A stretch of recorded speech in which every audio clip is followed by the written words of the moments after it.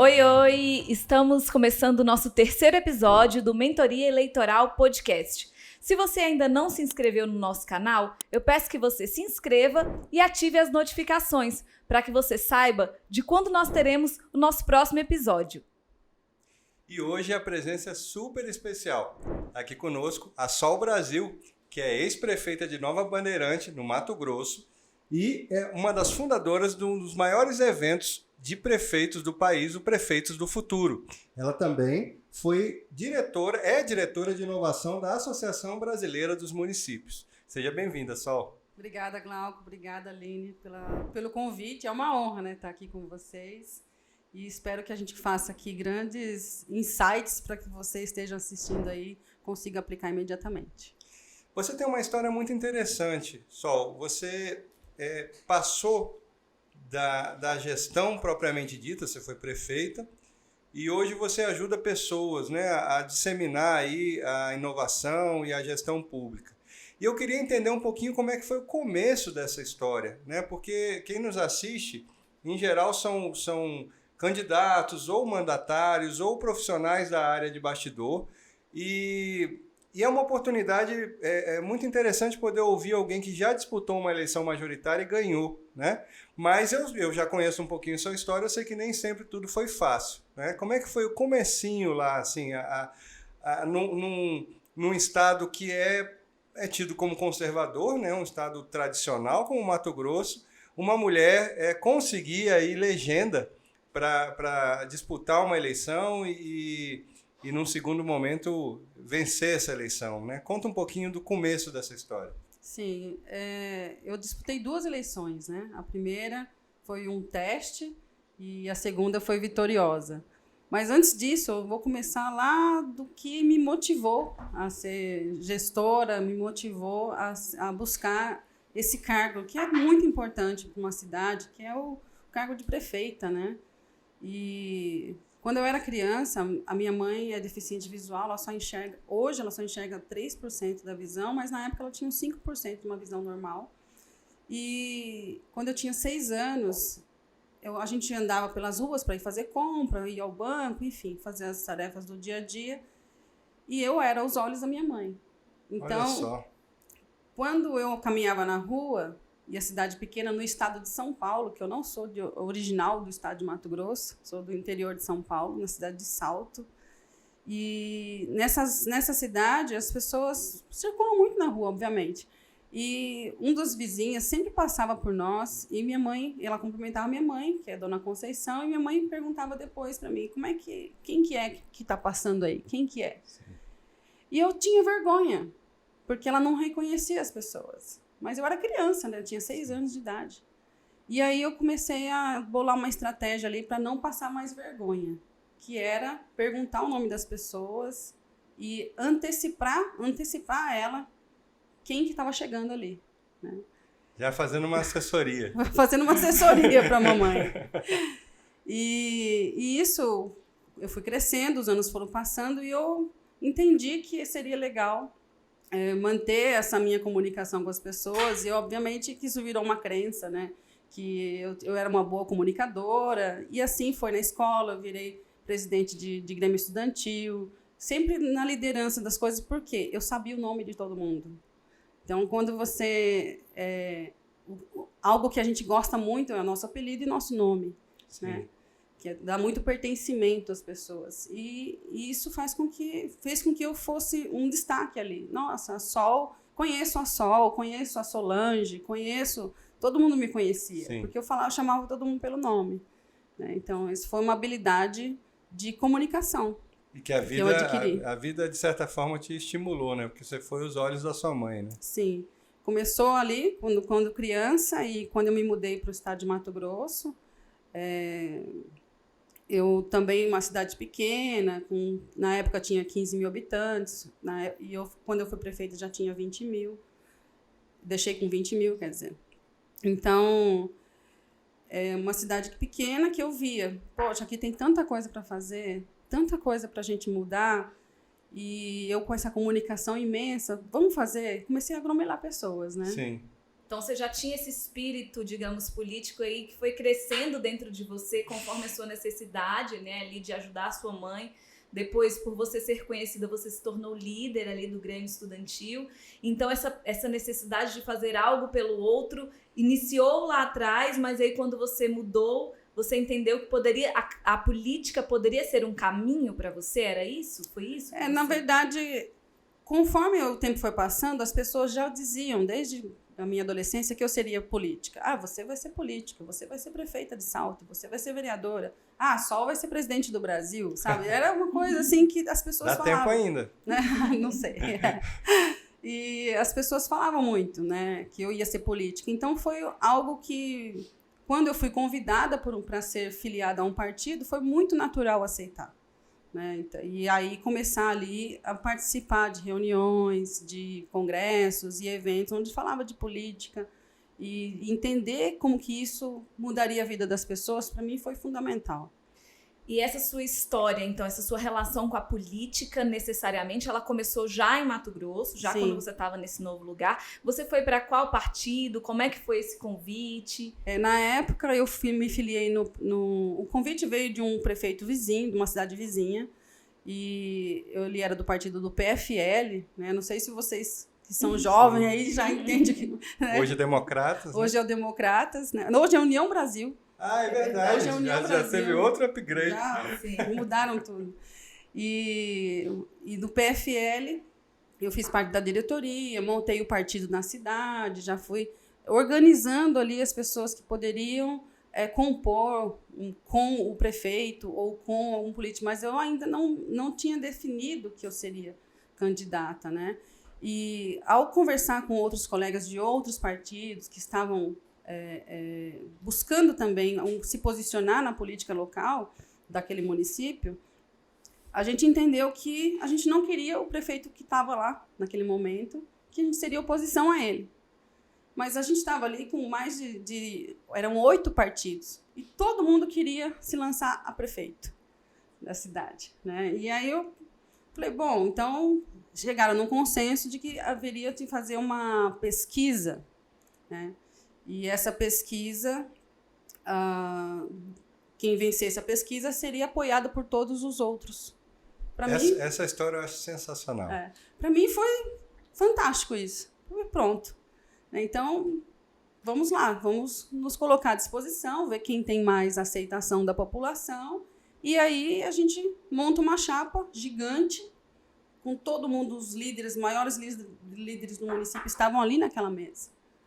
Só eu de mulher. Mas a pesquisa foi com a população. Foi feita com a população. Cada partido pagou a sua pesquisa individual, contratou um instituto. Não era o mesmo instituto para todos. Cada partido fez a sua pesquisa. E depois chegou o dia de abrir a pesquisa e eu saí vencedora. Mas houve um porquê, né? Eu saí desse dia da reunião. Olha aí, marqueteiros, atenção. Olha o pulo do gato. No momento da reunião, olha, a gente definiu, vamos contratar, então, o instituto. Eu já saí daquela reunião, e era no centro da cidade, eu já saí batendo de porta em porta do comércio, pedindo voto. E eu contava assim, olha, eu sou a Sol, eu me intitulava Sol da Madeireira, porque eu tinha uma indústria madeireira lá na cidade. E eu tinha, na época, 29 anos, muito jovem, né? Então, eu falava assim, olha, eu sou a Sol, lá da Madeireira, e vai passar por aqui, daqui nos próximos dias, desse mês ainda, uma pesquisa perguntando em quem você votaria para prefeito ou prefeita. Se você vê meu nome lá, você vota em mim? E a pessoa, não, sim, achei legal a ideia, né? E eu pedia para as mulheres, né? E eu pedia já... E mulher com mulher, a gente meio que entra na casa delas, a gente vai entrando, sim, vai chegando. Mas até é fácil de chegar no comércio e pedir isso.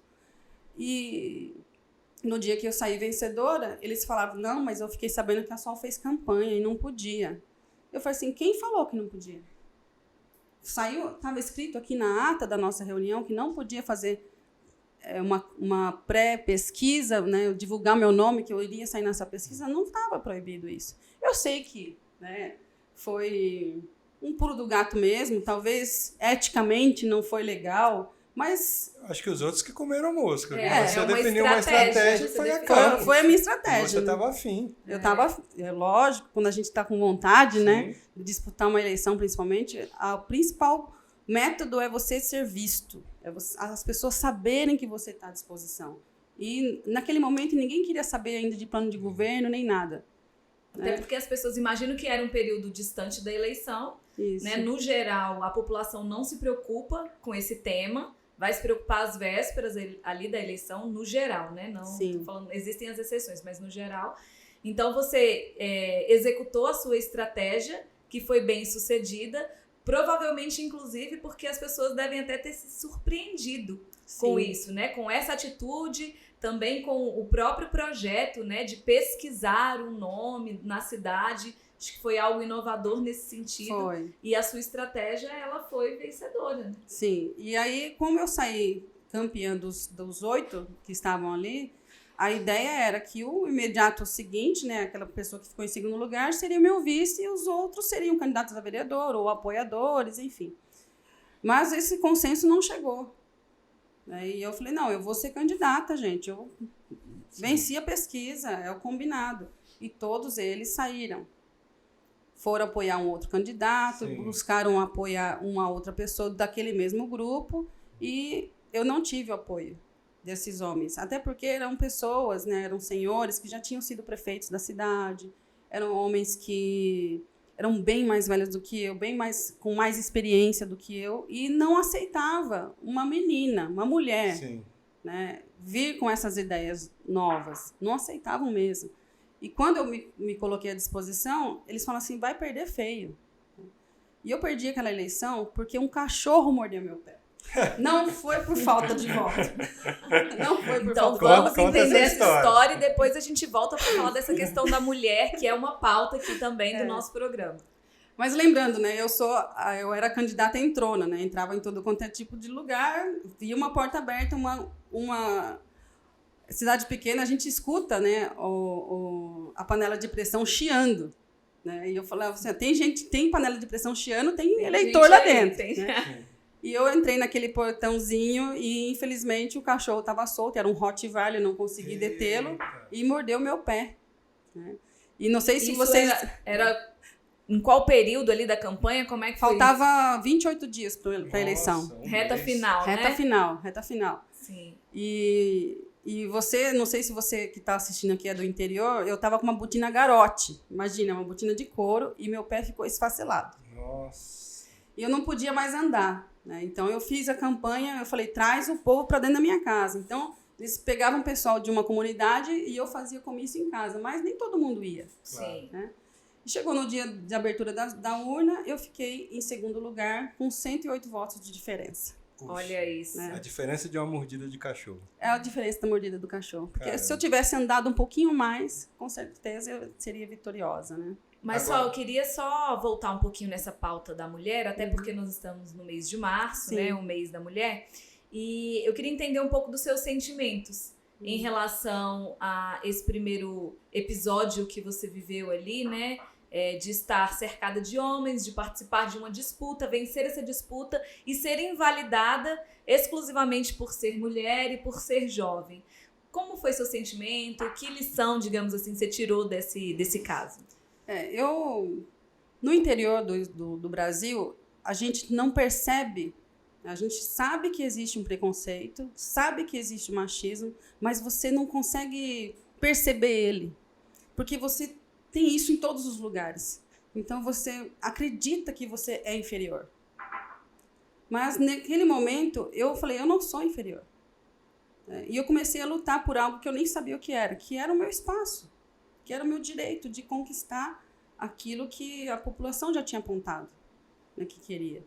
Então, eu fui entender um pouco mais sobre esse movimento que nós estamos hoje de dar poder e colocar a mulher no lugar que ela quiser, depois que eu já estava no mandato, né? No próximo pleito, né? Na verdade, de maneira involuntária, você estava brigando pelo seu espaço, né? Sem saber que a representatividade era algo muito importante, né? É importante que outras mulheres vejam a capacidade que todas nós temos de estar em espaços de poder ou onde quer que nós estejamos, né? Aline, até porque os próprios presidentes nacionais dos partidos olhavam, principalmente no passado, mas ainda tem muitos que olham como um coeficiente eleitoral.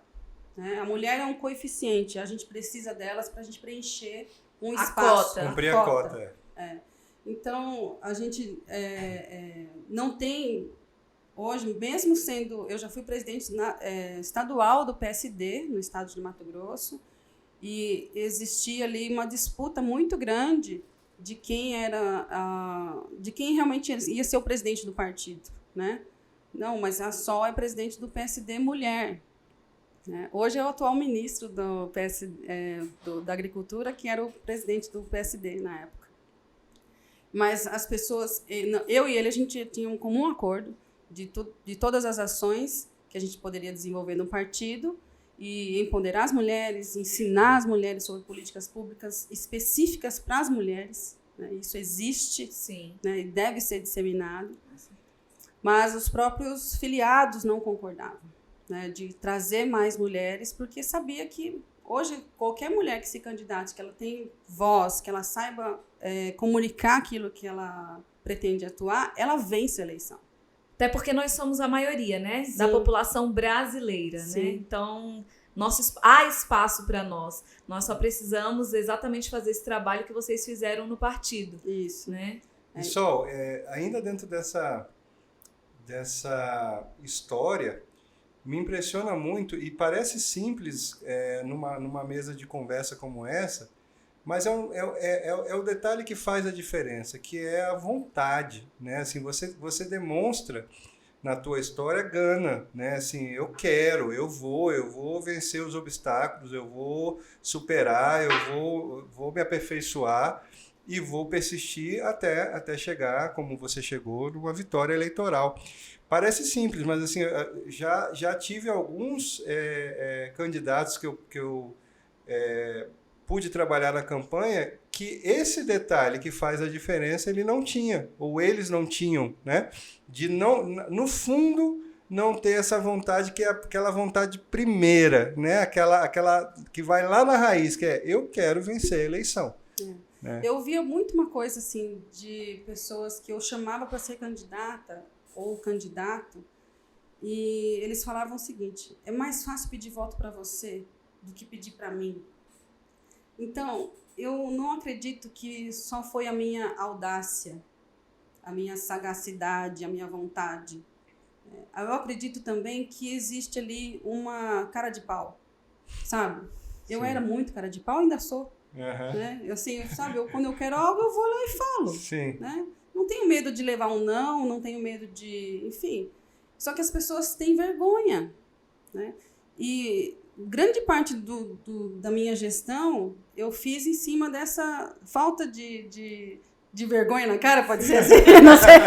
Não, a gente tem um grande amigo que foi, enfim, deputado por muitos anos aqui, que ele fala que o político é, senão, um pedinte. Sim.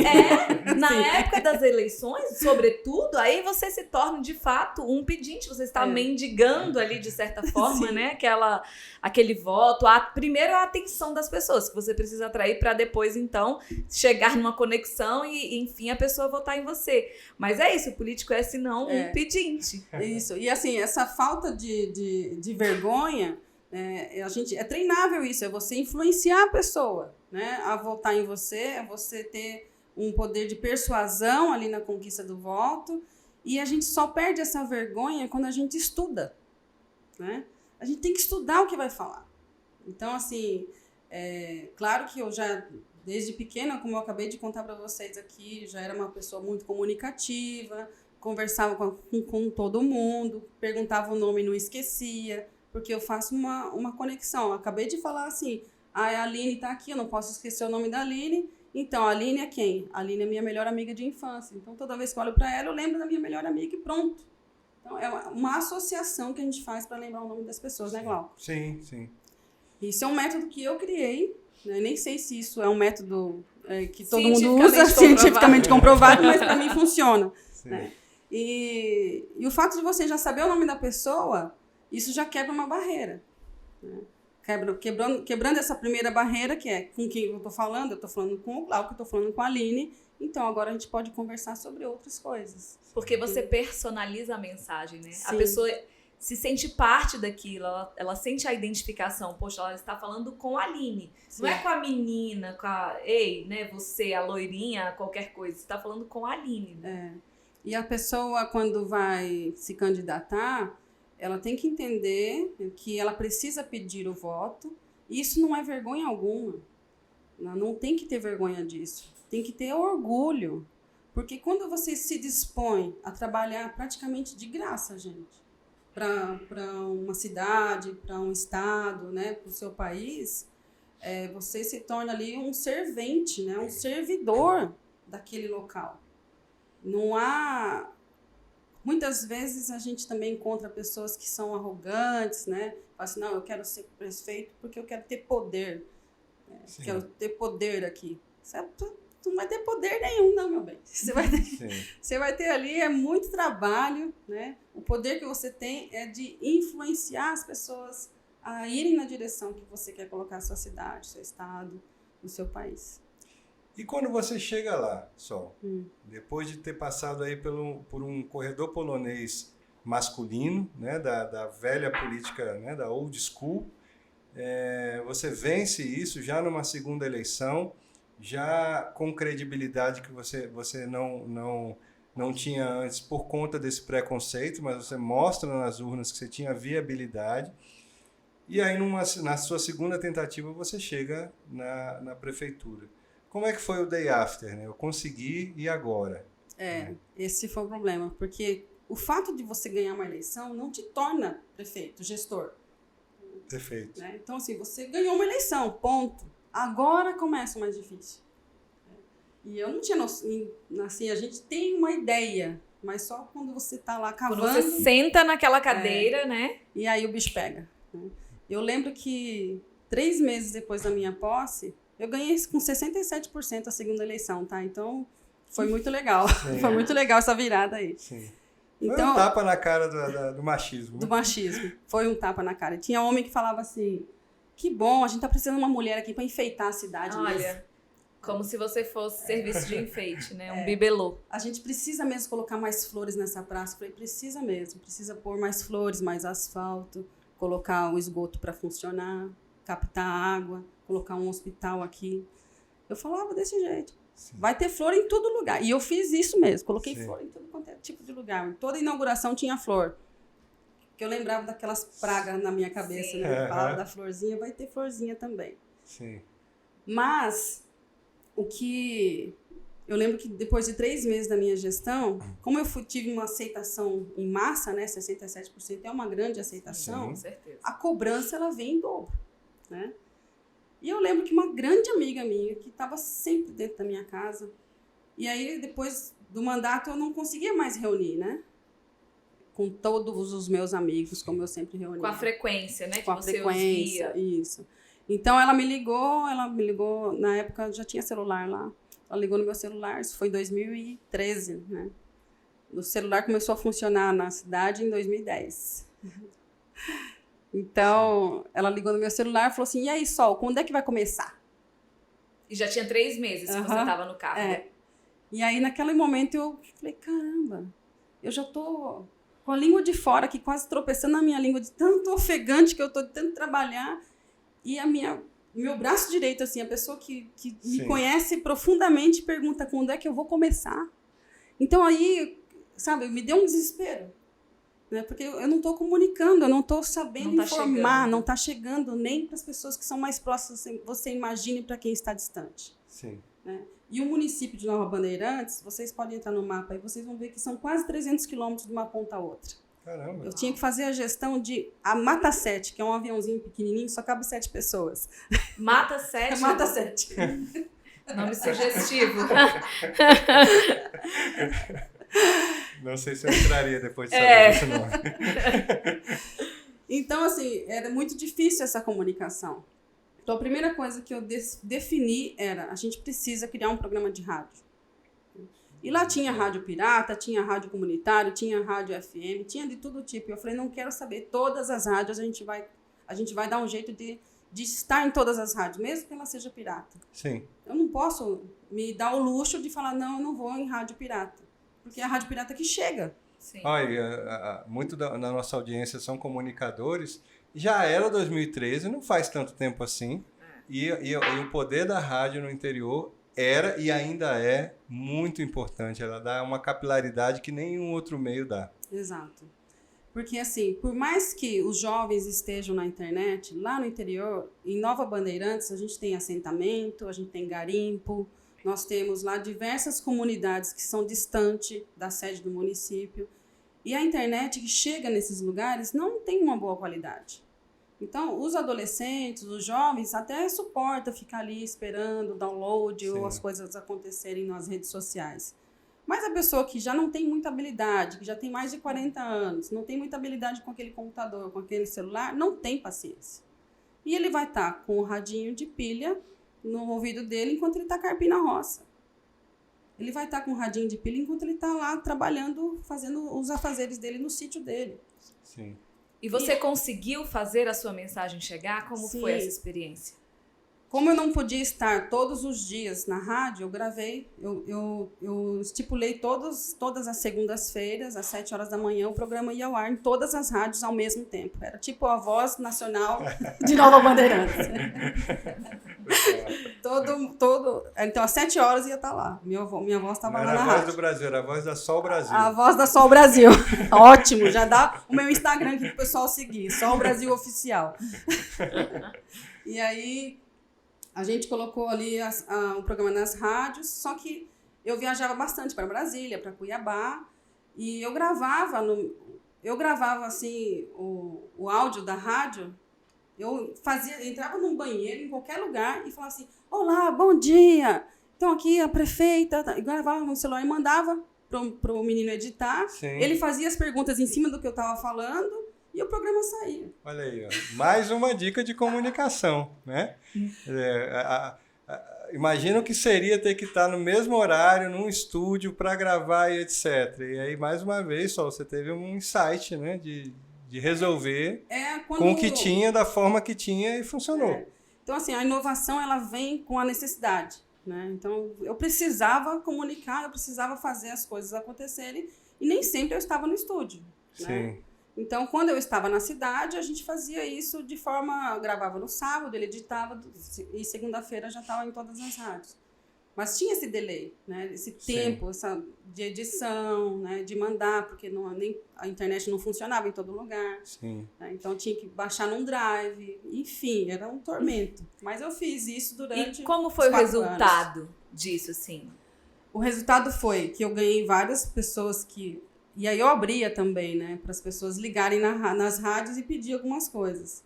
E eu falei, então, depois começaram a pedir muita coisa, eu não aguentava, porque se ficar negando não é legal. Sim. E eu abri depois essa oportunidade dentro do próprio gabinete. Olha, se você tem algo, então você liga no gabinete, fala com fulano, e lá você deixa as demandas registradas nesse lugar. Né? Que nem todo mundo conseguia ir até o gabinete. Sim. Aliás, eu tirei a porta do gabinete nos primeiros meses. Olha, que legal. E não foi legal, não façam isso. não façam isso. Porque você não controla a demanda, né? Hoje você tem até aplicativos que você consegue estar ali na mão da população e fazer os pedidos, né? Sim. Tem um amigo meu, que é o Gabriel Azevedo, lá de BH, que ele é vereador. Sensacional. Você conhece ele, né? Sim. E ele lançou o aplicativo Meu Vereador. E aí o gabinete dele, ele não tem nem poltrona para ele sentar lá. O gabinete dele é só para atender isso. Fica um monte de gente lá e atendendo essas demandas, agilizando o processo que a população pede. Isso é fantástico. Sim. Mas tirar a porta não vai resolver. Não vai resolver. Talvez te traga só mais problemas, né? Exato, porque você não consegue atender as pessoas não deixam você sair do gabinete. E aí você tem que fazer outras coisas. Sim. Né? E as pessoas querem ser ouvidas. Senão você vira ouvidor, né? Exato. E não é o gestor, ele tem que ter tempo para gerir. ele tem que ter tempo livre para ele pensar na estratégia que ele vai colocar o mandato dele. E tem que aglomerar pessoas para ajudar na gestão. Para executar, Para executar, exatamente. Só que nos 2 primeiros anos eu tive muita frustração, porque eu não sabia gerir. Eu sabia gerir uma indústria, sabia gerir um comércio, já tive até televisão, que eu sabia gerir, mas eu não sabia gerir o município. E aí eu fui buscar conhecimento, fiz vários cursos, inclusive uma pessoa que me ajudou bastante foi a Bel Pesce, não sei se vocês lembram dela, conhecem ela, que é uma menina que estudou no Vale do Silício, ela da parte do empreendedorismo. E teve um dia que eu estava aqui no Congresso Nacional e eles, na época era a presidente Dilma, ela ia lançar um programa do PAC 2. E como eu já era conhecida ali no Palácio, as pessoas já me conheciam como uma prefeita ousada, porque eu sempre ia lá pedir ponte, eu sempre ia lá pedir as coisas. Eles me viram naquela audiência e falaram, Sol, você não pode representar os prefeitos do Brasil? Eu falei, cara, lógico que eu posso. Aproveitei aquele momento do lançamento do PAC 2 e fiz um monte de pedido ao vivo. Na verdade, eu não fiz o pedido, eu agradeci a presidente por máquinas que ela não tinha mandado, por esgoto que não tinha feito ainda, mas eu agradeci, olha, obrigada pelo esgoto que foi feito em Nova Bandeirantes, obrigada pela reta escavadeira, pela motonniveladora, tal, caminhões, fui falando, agradecendo. Depois eu falei assim, ó, nada do que eu falei chegou, tá? Depois em off. Como assim não chegou? Não, isso aí foi só um agradecimento para ver se chega, porque o pedido tá feito. E aí, de novo uma estratégia. Mais uma estratégia. Agradece que vem. Agradece que vem. É até bíblico, né? Agradeça. Legal. Pois é. E aí eu agradecendo, depois isso chegou até o final do mandato, mais de 35 milhões de reais de projetos só naquela audiência que eu fiz aqui no Palácio do Planalto. Bacana. E aí, chegando na minha cidade, teve um jantar lá, porque as pessoas, esse lançamento do PAC 2 saiu em rede nacional, né? Então, a cidade, a prefeita foi vista em vários lugares. E as pessoas da minha cidade ficaram felizes de ter essa representação, assim, sabe? O nacional. reconhecimento, né? Isso, E aí fizeram um jantar de reconhecimento, né? Para ovacionar esse momento. E durante o jantar, meu celular tocou e não era ninguém para parabenizar. Era um pedido de socorro. Era um rapaz, ele falava chorando, com a voz embargada, isso já era mais de 1h da manhã. E eu falei, calma, o que aconteceu? Ele falou, meus filhos morreram, você tem que me ajudar, você me ajuda. É um pedido de socorro. Caramba. Desse tipo. E eu falei, mas como assim? Fui até o hospital e não tinha ninguém lá. E o médico falou, não, Sol, o que aconteceu foi o seguinte, prefeita. Chegou uma senhora aqui, uma senhora obesa, tal, chegou aqui e a gente encaminhou ela com dores de apendicite, alguma coisa, para o hospital de Alta Floresta, que era um hospital regional. E nesse transporte, ela abortou, era gêmeos, a mulher estava grávida. Ela não sabia, o marido não sabia, e no meu município não tinha um ultrassom. Ou seja, os médicos também não tinham como saber. Não sabia. Podia ter feito algum outro tipo de exame e tal, mas não se atentaram, porque geralmente a gente fala assim, estou grávida. Sim. Né? Sim. A mulher meio que entende sobre isso, mas a pessoa era muito humilde. E ela também, pelo seu estado físico ali, talvez não tenha notado as diferenças no corpo.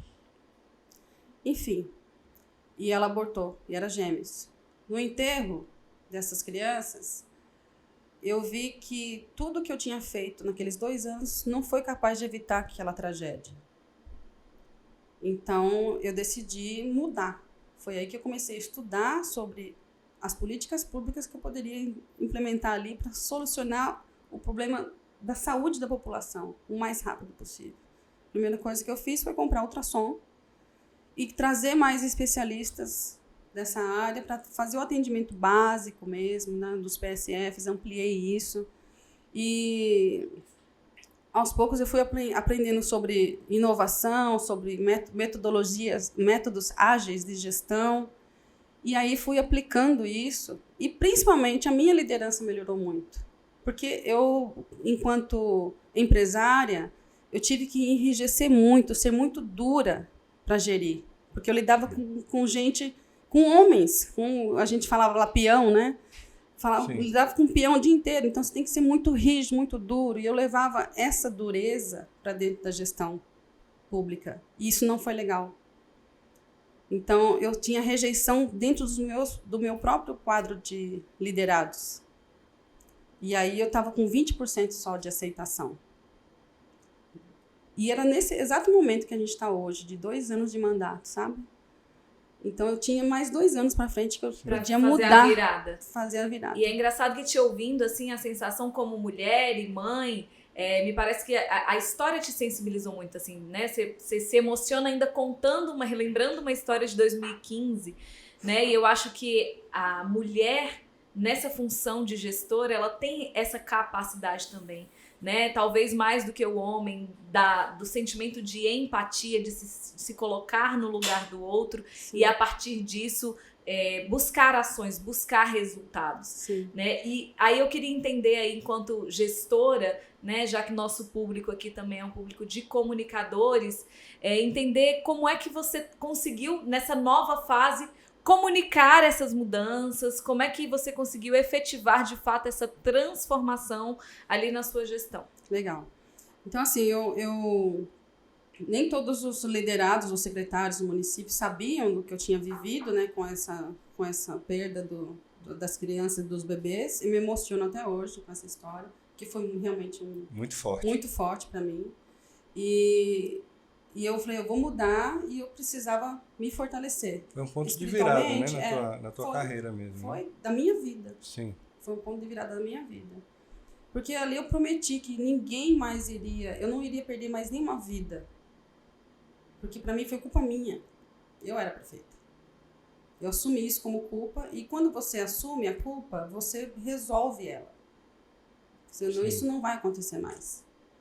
E foi assim que eu fui buscando conhecimentos, fiz diversos treinamentos de liderança, de influência e persuasão, de inovação, e aplicava, sabe? Eu chegava no município, já fazia curso em São Paulo, fazia curso em vários lugares, e já chegava no município aplicando, chamava secretários e colocava eles num ambiente seguro.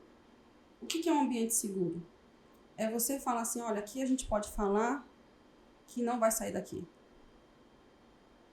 Proporcionava esse ambiente seguro para o secretário e pedia feedbacks mesmo. O que eu estou fazendo errado? Como é que eu posso melhorar? Você passou a ouvir. Ouvir. Porque antes você só falava. Só falava. Eu era comunicadora que só ordenava. E tem as 4 necessidades básicas do ser humano que eu sempre falo em todas as palestras, em todo lugar que eu vou. Que a primeira coisa é você ouvir na essência. Uhum. Ter o direito de errar. É um ambiente seguro, né? O pertencimento. O pertencimento. E, principalmente, você ser reconhecido, amado e respeitado. Isso é um direito do ser humano. Então, enquanto moradores, enquanto servidores, enquanto secretários, enquanto gestor público, você é ser humano também. E tem essas necessidades. E aí você começa a praticar isso e você percebe que a solução, muitas vezes o gestor público ele acaba atrapalhando algumas coisas. A solução está lá na comunidade e você não ouviu. E aí eu comecei a fazer exatamente isso. Ouvir, montei diversas reuniões nas comunidades, levava a equipe de secretários e falava para eles o que era para fazer. Você vai lá e fala assim, qual que é o seu problema? E anota. E você pergunta, como é que você acha que eu consigo resolver isso? A pessoa sabe. E assim a gente foi resolvendo diversos problemas, como, por exemplo, eu consegui legalizar o assentamento de 1.500 famílias, perguntando só como que eu poderia agir enquanto gestora. Sim. Não era só uma articulação, eu precisava conversar com os líderes daquela região, e a gente conseguiu juntar, trazer para Brasília, e eles negociaram e conseguiram os seus documentos. Acho bacana você comentar um pouco dessa experiência, Sol, porque as pessoas têm uma visão, e às vezes não é uma visão errônea, é porque muitas vezes acontece isso mesmo. O gestor, quando assume, ele tende a se afastar. A gente sabe, nós que estamos dentro, né, a gente entende que é uma rotina muito puxada. Mas isso não pode te impedir de você, a todo momento, saber o porquê você está ali. Qual que é o propósito de você estar naquele cargo, né? Então, quando você tem essa virada na sua gestão e você passa a ouvir, você simplesmente traz para dentro, literalmente, as pessoas. Não só a população, como a sua própria equipe. Porque, pelo que deu a entender, no primeiro biênio, você era, né, assim, afastada de todo mundo. E aí, nessa virada, você entendeu que era importante ouvir. Sim. Então, assim, o gestor que assume um cargo público, ele necessariamente, a todo momento, ele tem que lembrar a quem ele responde. E eu acho que essa virada te mostrou isso. Sem dúvida. No começo do mandato, as reuniões aconteciam todas as sextas-feiras de manhã e eu fazia de propósito. Colocava 6 horas da manhã a reunião. Eu falava assim, vai todo mundo 6 horas na sexta-feira. 6 horas? Melhor do que na segunda, né? 6 horas da manhã na sexta-feira. Sabe, assim, era só para, sabe, para cutucar, estimular de alguma forma ali a raiva, o ódio, né? E o que é que você ganhou com isso? O apelido da reunião, eu não sabia o que era, CRG. E é o quê? Comidão de rabo geral. Vamos lá para a reunião da prefeita, CRG. Tava lá o grupo CRG, eu não sabia o que era. Quando o secretário falou assim, Sol, a gente tem que, já que você já mudou e as coisas estão melhorando aqui pra gente, eu vou mudar o nome do grupo, porque comidão de rabo geral não combina mais com você. Era isso que eu ia falar, esse nome depois do segundo biênio acabou, né? Esse grupo foi desfeito, né? Então, no máximo... Virou só um grupinho coraçãozinho.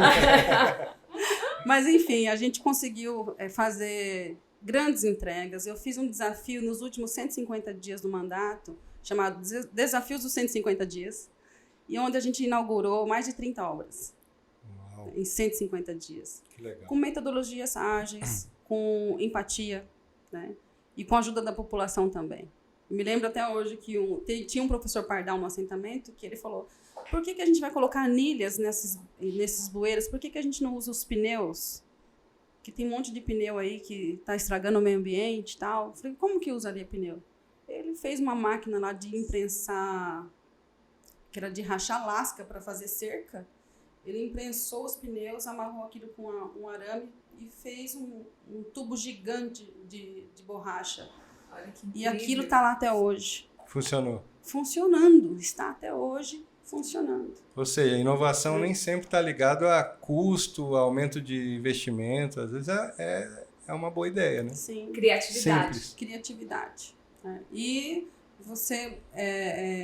eu aplicava brainstorming, né, que é aquela chuva de ideias, sem ele saber que eu estava aplicando isso. Né? Gente, cada um coloca a sua ideia aqui, ninguém pode falar mal da ideia do outro, tá? Era assim. E assim a gente foi fazendo nas comunidades e as coisas foram surgindo. Tem diversos cases, né? E o final de tudo isso é que eu saí desse primeiro mandato com 82% de aceitação. Uau! Legal. Que bela aprovação. E você deixou de ser candidata? Você não tentou a reeleição? Eu não tentei a reeleição porque eu tive um problema particular, né? Uhum. Que dentro da minha casa, um ex-marido na época não queria. Né? Mais uma vez, cerceada. Sim. Então, e eu não conseguia mais ficar naquele ambiente sem ser a prefeita, né? Sim. E aí eu vim para Brasília e decidi, né, que daquele dia em diante eu iria continuar ajudando as pessoas, mas através dos seus prefeitos. Essa parte da tua história é muito legal, porque você sai de um case, né, de um case pessoal, né, de gestão, e que passou por 2 grandes momentos, né, um momento ali de experimentação e depois um momento de maturidade, de aperfeiçoamento, mas que desde sempre, desde a raiz da tua história, já está presente a inovação. E aí você tem um ponto de virada em que você resolve compartilhar isso, né? Você resolve transformar essa tua experiência numa vivência coletiva, numa possibilidade de criação de redes com outros gestores. E eu queria saber como é que foi isso, né? Assim, como é que foi esse ponto de virada e para onde que caminhou a tua história a partir desse momento? Que você sai lá de Nova Bandeirante e vem para a capital do país. Sim. Então, quando eu mudei para Brasília, né? Eu mudei porque realmente eu tinha uma dificuldade de me manter no mesmo ambiente com o meu ex-marido, né? Perfeito. É uma pessoa um pouco violenta, então eu falei, eu vou sumir daqui. Mudei para Brasília com 10 pecinhas de roupa dentro de uma mala. Mais uma vez a necessidade bateu na porta, né? Eu preciso ganhar meu dinheiro, preciso me sustentar, não tem quem me sustenta, eu preciso trabalhar. E eu me lembrei de algo que eu li, se eu não me engano foi Nassim Taleb, num livro, não vou lembrar o nome do livro, mas ele fala que você se torna um especialista quando você estuda algo 10.000 horas. Né? Eu falei, um mandato tem 10.000 horas. Eu posso ser uma prefeita profissional, né? Um especialista em gestão. Perfeito. Até pelos seus resultados, né? Sim. Eu falei, eu vou ajudar os prefeitos do Brasil, vou montar essa empresa em Brasília. E vim para cá em 2017 e montei uma empresa para treinar, capacitar e ainda fazer uma articulação junto com o Congresso, junto com o governo federal, ajudando os prefeitos a captar recursos, né? E isso foi um sucesso. No primeiro ano, em 2017, também virei diretora de inovação da Associação Brasileira dos Municípios. Na época eu já era diretora, mas não nessa área, né? Enquanto prefeita, deixei o mandato e continuei na diretoria, estou até hoje. E conheci o Alexandre, meu sócio, e ele falou, eu mapeei aqui a sua história e a gente tem uma metodologia, né? Ele é professor, empresário, professor de universidade, o Alexandre Henrique Souza. É um craque, viu? Um abraço, craque. Alexandre. É uma pessoa que se tornou um irmão para mim. Se tornou um irmão e nós estamos com essa sociedade já desde 2018, né? E a gente montou uma outra empresa chamada Prefeitos do Futuro, onde a gente coloca os prefeitos no mesmo ambiente que os maiores especialistas em gestão, em liderança, em inovação, em tecnologias, tudo para inovar no mandato e criar ali o município do futuro. Então, preciso dizer que eu tive a honra de palestrar na primeira edição do evento. Muito bonito. No primeiro evento, o Glauco palestrou e com certeza vai estar com a gente de novo esse ano. Opa, olha só, que legal. E em 2018 foi o primeiro evento, a gente colocou 47 prefeitos no evento. E a maioria era do meu estado, porque do Mato Grosso já me conhecia, já tinha um relacionamento. Perfeito. E hoje a gente já está com a expectativa. O ano passado, 2022, a gente recebeu 500 pessoas no evento. E esse ano a gente está com a expectativa de um pouquinho a mais. Então, se você quer ser candidato, se você é prefeito e precisa inovar nesses próximos 2 anos, a gente tem aí ferramentas que vai fazer com que você entregue muito mais rápido em menos tempo. E eu tenho certeza que vocês vão amar o evento. Os Prefeitos do Futuro vai acontecer agora dia 24, 25 e 26 de maio. Você está convidado. Entra no nosso site lá e Qual faça que é a o inscrição. site, Sol? O site é prefeitosdofuturo.com.br. prefeitosdofuturo.com.br. Isso. Então, quem tiver interesse, não só para prefeito. Não só para quem vai se candidatar, mas para quem está no mandato, né? O evento é especial especificamente para quem está no mandato. Ah, né? ok. Perfeito. Porque todas as ferramentas são de aplicações neste momento. Sim. Tem alguns candidatos a prefeitos que estão fazendo sua inscrição. Por quê? Eles querem montar o seu plano de governo já com o município do futuro, né? Sim. Já montar ali com todas as estratégias para tornar aquela cidade que eles serão candidatos numa cidade mais inteligente. Faz sentido, porque ele já entra no mandato ali já com as estratégias Sem traçadas, dúvida, né? Sem dúvida. Talvez isso auxilie, inclusive, a construção de uma plataforma diferenciada, né? Às vezes ele tem um prefeito que tem uma gestão ultrapassada, né? E ele quer ser um gestor contemporâneo. Às vezes participar do evento dá a ele esse conhecimento para se diferenciar até na própria disputa eleitoral. Sem dúvida. Quando você participa de um evento Prefeitos do Futuro, não tem como você sair a mesma pessoa de lá. Você sai mais líder, você sai com mais influência, você sai com mais argumentos, você sai de lá com ferramentas para trabalhar. Eu imagino que também relacionamento, né? Porque você vai estar ali com pares, né? E vai trocar ideias, experiências, estimulam essa troca de experiências durante o evento? Sim, a gente estimula, fazemos dinâmicas, as pessoas já aplicam ali, começam a escrever os seus projetos, né? Tem prefeito que sai de lá com os próximos 2 anos de estratégia montada. Sensacional. Né? E você pode fazer isso, porque a metodologia ela é aplicável em qualquer tipo de estratégia, não só para gestão. Você pode montar a estratégia para a sua campanha eleitoral. Né? E sobre campanha? Você teve sempre uma forma muito pessoal de encarar desafios, inclusive a sua campanha, inclusive a vida pública, inclusive a sua própria formação. Né? Me chamou a atenção essa formação continuada, né, que a Sol nunca abandonou, né, está sempre estudando, está sempre buscando, né, um pouquinho a mais de conhecimento.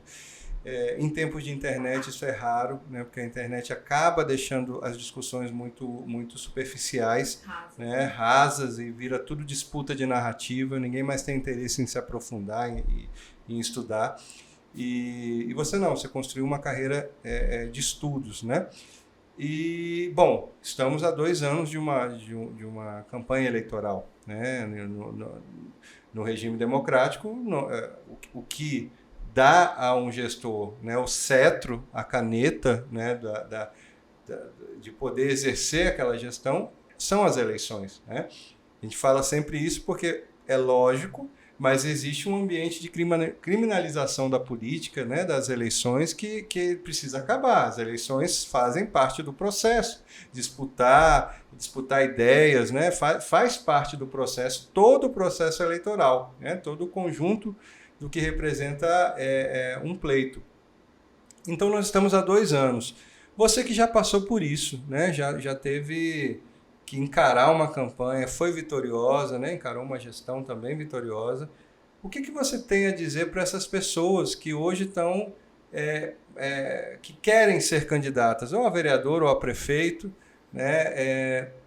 Como incentivo, mas também com uma pitadinha mesmo de conhecimento, né? O que ela já pode fazer desde já, né? Considerando que faltam 2 anos? Eu acho que assim, a primeira coisa é você calcular o tempo. O que eu tenho de tempo? Por exemplo, nós estamos agora em março. Né? Em março do ano que vem, você já tem que estar com a certeza de quem será, de qual partido que você está disputando, quanto que você vai ter de recurso, quem que vai financiar você. Enfim, você já tem que estar com isso pronto, pelo menos escrito na sua agenda. Eu não vou nem falar de ChatGPT aqui ainda. Eu quero falar sobre isso. Eu quero... ela não disse que não vai falar, mas ela vai sim, porque eu sei que isso vai ser um dos temas centrais do encontro dos prefeitos do futuro esse ano. Então ela vai dar um spoilerzinho daqui a pouco sobre isso. Então, eu gostaria muito que você soubesse quanto tempo falta para o dia da eleição. Sabe? Faça um cálculo. Eu acho que deve faltar para o dia da eleição do ano que vem, se não me falha a memória, uns 1.000 e poucos dias de hoje. Né? 1.000 e poucos dias, menos de 1.500 dias. Né? Então, são 2 anos, não, bem menos. Bem menos. No final do mandato está 600 e pouco, falta 500 dias para o dia da eleição. Então, o que você pode fazer em 500 dias? Primeiro, você monta a sua estratégia ali de partido. Se assegura que você está legalizado dentro do seu partido. O partido está em CNPJ, o partido está recolhendo as suas taxas. A contabilidade, hoje, ela tira o seu mandato, se você não fizer ela bem feita. Você vai gastar, investir tempo, dinheiro, e se você não fizer uma contabilidade bem feita, você perde a eleição. Perfeito. Então, primeira coisa é legalizar. Segunda coisa, olhar para a sua volta, assim, sabe?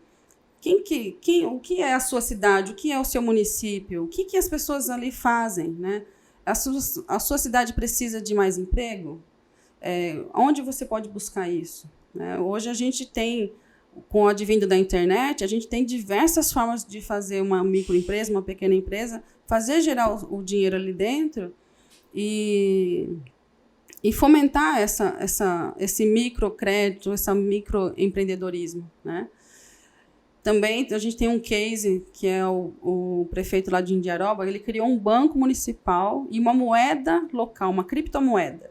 Então, você pode entender um pouco mais sobre isso e já colocar isso no seu plano de governo, para você falar para as pessoas que elas terão ali um comércio mais fortalecido, sabe? Ter ideias inovadoras que atinjam exatamente na dor das pessoas. Né? Onde que as pessoas estão mais reclamando? As pessoas vão reclamar para você, eu preciso asfaltar a rua, preciso de mais médico, preciso de um hospital melhor. Isso é o básico. O que você vai fazer de diferente? O que todos os outros não pensaram. Então, essa é a sua estratégia. Pense diferentão mesmo, sabe? Hoje, com esse chat GPT, eu vou começar a falar agora do chat GPT. Vamos lá. Né? Eu já te peço que você fale do que essa edição desse ano do Prefeitos do Futuro traz de novidade, né? Porque ela o Prefeitos do Futuro também vai se aperfeiçoando a partir dos anos. O que vai estar no centro do debate? Esse ano aqui, o centro do debate é a experiência do usuário.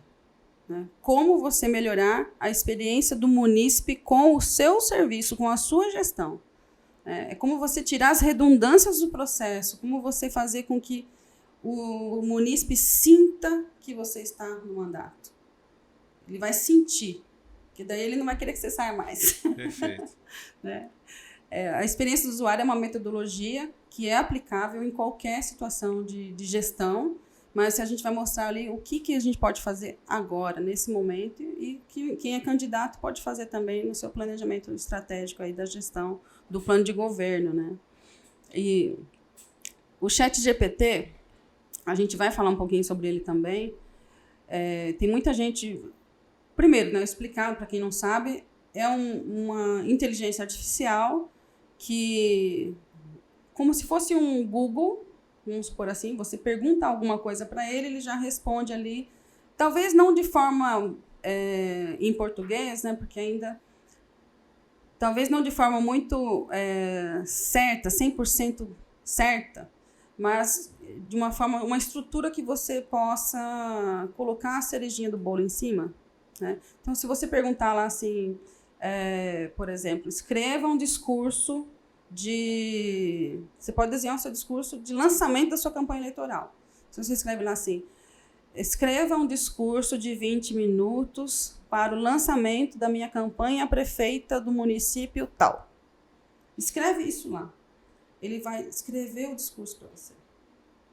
E você treina isso e lê isso depois no seu palanque. Né?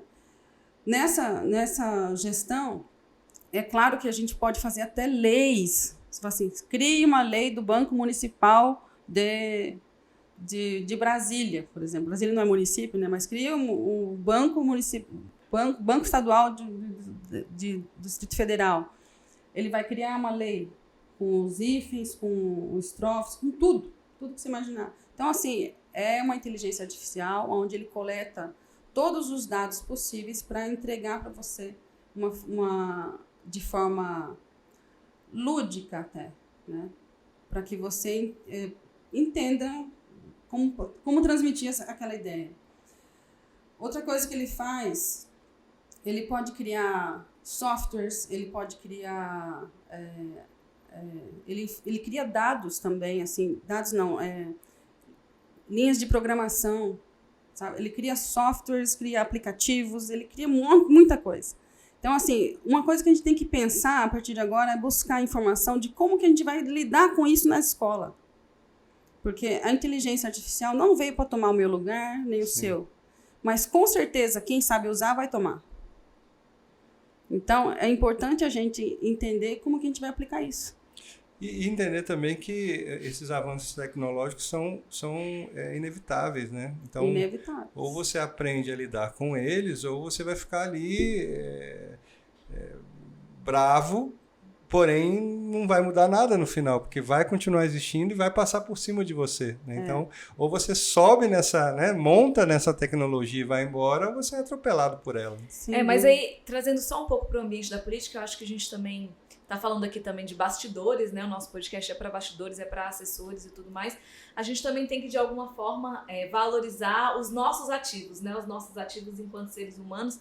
Então, por exemplo, a política necessita muito de um relacionamento muito próximo, muito direto coisa que, né, um aplicativo, qualquer coisa do tipo, não vai ser capaz de fazer. Então, eu acho que é importante sempre a gente atrelar uma coisa à outra, né? Atrelar o que a tecnologia nos oferece enquanto benefício, mas lembrando que ela é manuseada muitas vezes assim por uma pessoa, né? E atrás dessa pessoa também ali tem todo um networking dela, o relacionamento dela, que para a política também é fundamental. Sim. Né? Então, assim, quando a gente fala, por exemplo, quando você citou o exemplo de produzir um discurso, nós como profissionais de comunicação, certamente podemos usar isso como base, mas se a gente pegar aquilo ali para revisar, a gente vai dar o nosso toque Sem dúvida. humano, né, de toda a experiência que a gente traz, de tudo que a gente ouve, porque o que a gente falou aqui, né, durante boa parte do episódio foi da importância de escutar, de ouvir as pessoas, de entender as necessidades, né? Uhum. E isso eu acho que é um ativo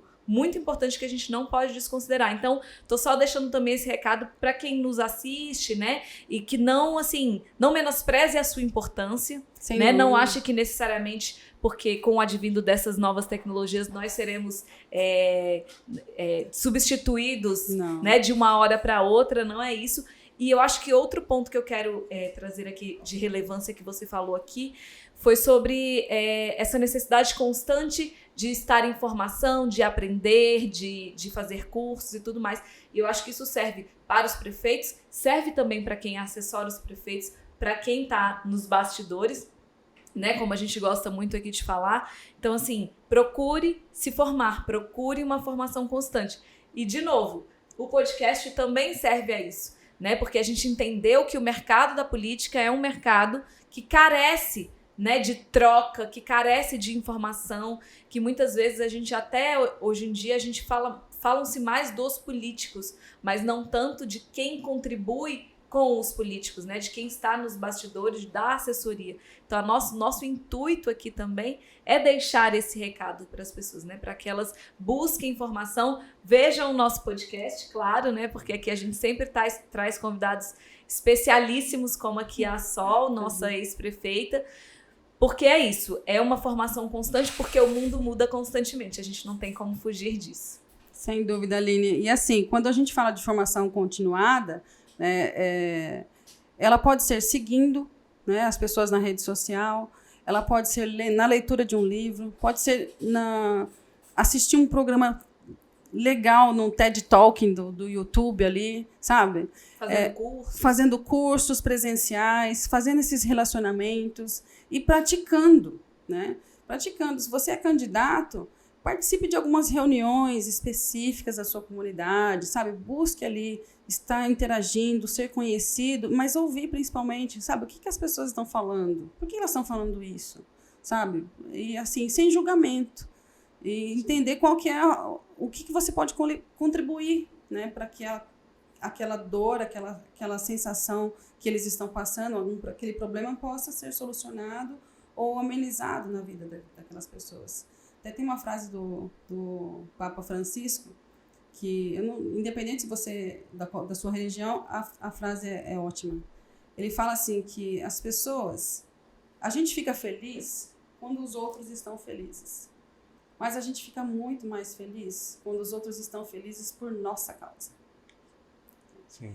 E então, eu parafraseando o Papa Francisco, eu falo assim, nós ficamos felizes quando os munícipes estão indo bem, com prosperidade, mas a gente fica muito mais feliz enquanto gestor quando a gente proporciona isso para os nossos munícipes, né? Para as pessoas que estão ao nosso redor. A gente fica realmente grato, sabe? Parece que valeu a pena ter passado por essa dificuldade que é, né? E você falando valeu a pena, valeu super a pena aqui o nosso papo. Acho que a gente está encaminhando aí para o final dele. A gente faz sempre uma pergunta para os nossos convidados aqui, para a gente encerrar esse nosso bate-papo. E eu queria saber de você, Sol, que você definisse com uma palavra a pergunta que eu vou fazer, que uma boa política se faz com... amor. Legal, muito bem. Muito obrigado, Sol, pela presença. Mais uma edição do nosso podcast. Eu reforço o convite que a Sol fez, você que é gestor, você que quer ser gestor, participe do Prefeitos do Futuro, porque é uma oportunidade incrível de se atualizar, de fazer uma gestão contemporânea. A Sol está sempre ligada no que de mais novo existe, né, nas políticas públicas, nas ferramentas, nas soluções, né, o que o gestor hoje tem à mão para fazer uma gestão melhor. Então não deixe de participar do Prefeitos do Futuro. Gratidão, Sol. Gratidão, Glauco. Sua despedida aí do nosso público. Tá, muito obrigada, Glauco, Aline. Eu amei. A gente nem percebe o tempo passar quando a gente está falando o que a gente ama, né? Sim. Verdade. E as coisas que eu acho que uma das coisas que o ser humano mais gosta de falar é sobre ele, né? Então, contar minha história aqui foi um prazer. Foi um prazer. E agradecer também a você que está em busca de conhecimento, né? Eu acho que nunca é demais. E pela sua humildade, tá? De estar aqui junto com a gente, buscando esse conhecimento e fazer algo diferente para o seu candidato ou fazer algo diferente para a sua cidade. Eu acredito muito que se hoje a gente tem gestores bons, é porque por trás deles estão vocês, que estão sempre se capacitando. Então, parabéns mais uma vez e gratidão a vocês.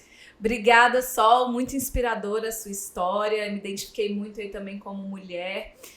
Nós, então, estamos encerrando o nosso terceiro episódio do podcast do Mentoria Eleitoral. Vamos lembrar de vocês se inscreverem no nosso canal e também nos seguirem nas nossas redes sociais, @Mentoria Eleitoral. Só eu acho que a gente não pediu para você falar das suas redes, por favor, também, para que as pessoas te sigam. Então, o meu Instagram, LinkedIn e YouTube. Não, o YouTube não tem só o Brasil Oficial, mas o prefeitosdofuturo.com.br você encontra em todas as redes. LinkedIn, YouTube, Facebook, Instagram e WhatsApp. Maravilha. Obrigada, pessoal. Até a próxima. Até a próxima. Bye, bye.